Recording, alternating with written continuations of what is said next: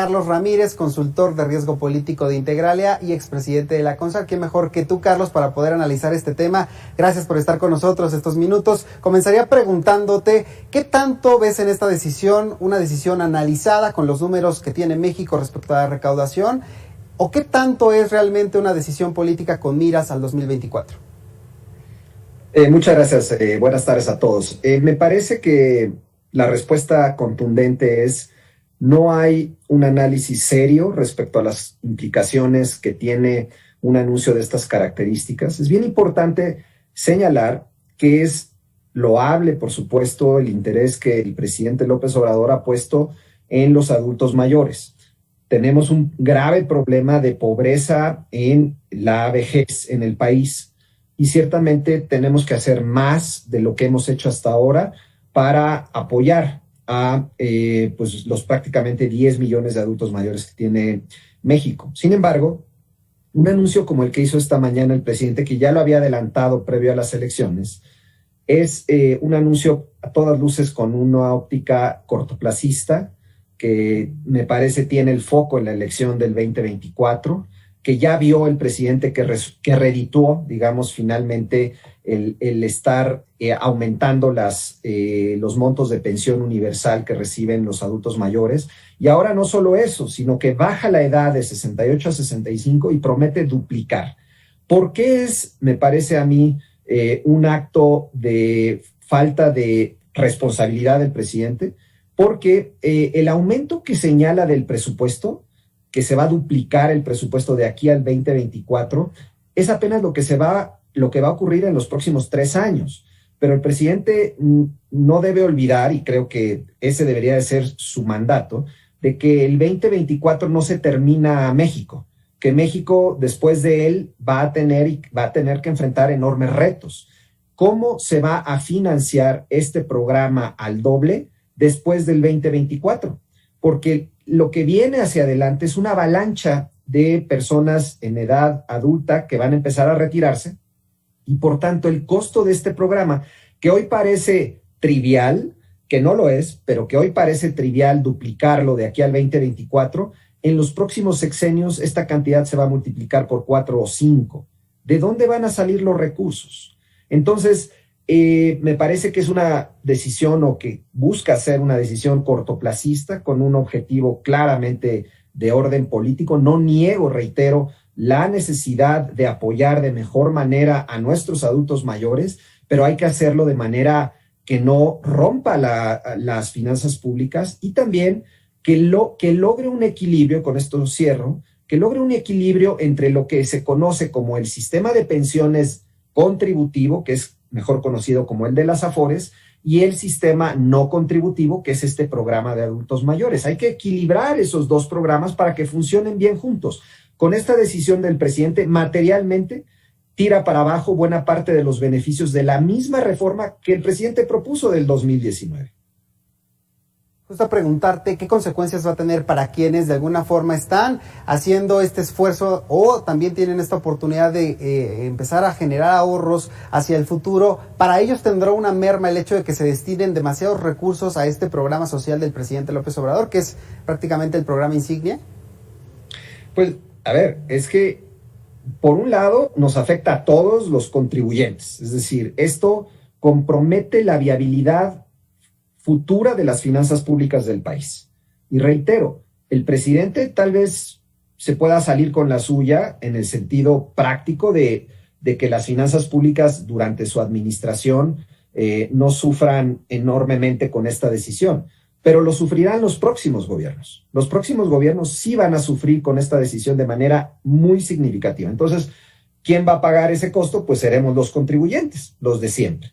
Eso por un lado. Ahora, pero por el otro, lo que ocurre es que quienes están ahorrando en un Afore o quienes están haciendo un esfuerzo adicional de ahorro, con esta decisión muy probablemente van a ver menos incentivos para cotizar formalmente, es decir, en un empleo formal, tener un Afore y contribuir en la Afore, porque al final del día el monto de recursos que al final de mi vida laboral, cuando llegue yo al final de mi vida laboral, al duplicar este monto, lo que termina ocurriendo es que se vuelve menos atractivo ahorrar en el sistema formal. Me parece que tiene una serie de implicaciones para el mercado formal, para el sistema de pensiones contributivo y, reitero, para la misma reforma que el propio presidente avanzó en el año 2019, prácticamente la neutraliza, le quita el beneficio y el efecto positivo que tenía.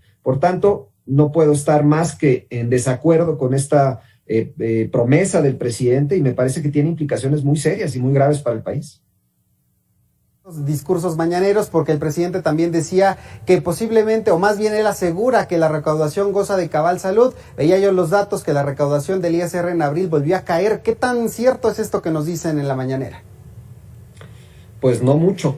El tema es que las finanzas públicas, el presidente insiste una y otra vez que se encuentran en buenas condiciones. La realidad es que no es así.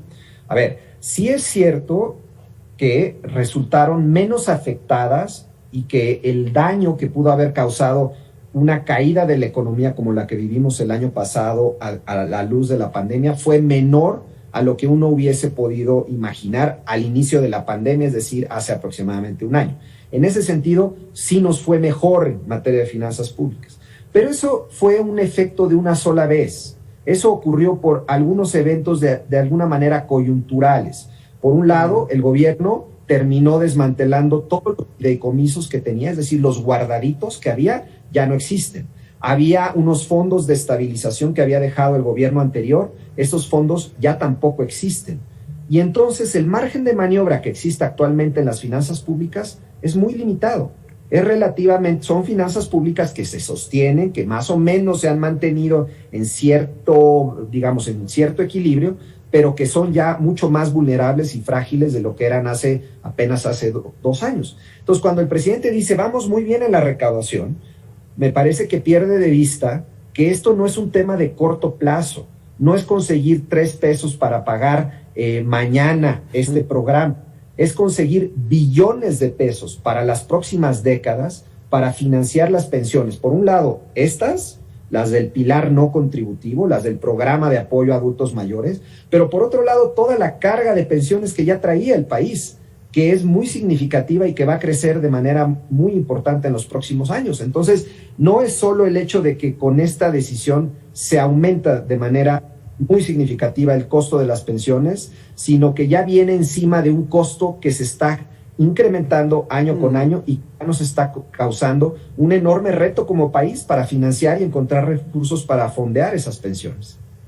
Y a propósito de este contexto, pues de elecciones que acabamos de vivir y además estos anuncios que se dan poquito después de estos comicios, ¿qué tanto los resultados de estas elecciones podrían afectar en esta eventual reforma fiscal, tanto para bien de los ciudadanos o incluso para mal en las finanzas públicas? Parece que los resultados electorales dieron al presidente suficiente poder, más allá de que perdió 50 diputados, legisladores de su partido, de su coalición, y no podrá hacer reformas constitucionales, al menos sin la concurrencia de algunos partidos políticos adicionales, pero tiene lo suficiente, es decir, una mayoría absoluta, para mantener el control absoluto del presupuesto del país. Por tanto, no tendrá prácticamente que negociar con la oposición para seguir aprobando los presupuestos y mucho me temo que va a seguir en esta corriente de aumentar el gasto. Reitero, no tengo nada en contra del gasto social y mucho menos en apoyo a los adultos mayores, pero hay que hacerlo de manera responsable, no quebrar las finanzas públicas de los próximos sexenios. La reforma fiscal es una forma de tal vez paliar o mitigar ese efecto. Es decir, haría sentido pensar que anunció el presidente un aumento en las pensiones para adultos mayores y al mismo tiempo anuncia una reforma fiscal para fondear, para financiar ese aumento en esos apoyos. Hasta ahora no sabemos qué va a hacer el gobierno. Es mera especulación. La llegada de un nuevo secretario de Hacienda que se anunció ayer parece abrir la posibilidad de que habrá una reforma fiscal un poco más grande. ¿Qué contendrá esa reforma? Si será benéfica para las empresas, para las inversiones, para el clima de negocios, eso está por verse. Por lo pronto, hoy lo que subyace es esta idea de que el presidente, hasta este momento, las señales que ha dado es que no quiere hacer una reforma fiscal demasiado grande, elevar las tasas de impuestos, pero al mismo tiempo anuncia un programa que le obliga de alguna manera a generar mayores ingresos para poder al menos terminar su sexenio, y reiterando que su sexenio es solo un sexenio. Vendrán otros sexenios que tendrán que enfrentar pues esta enorme bomba fiscal si es que la lleva a cabo el presidente. Carlos, te agradezco mucho estos minutos como siempre. Muchísimas gracias. Hasta luego. Buenas tardes. Ya sabe, puede recuperar estas conversaciones en todas nuestras redes sociales.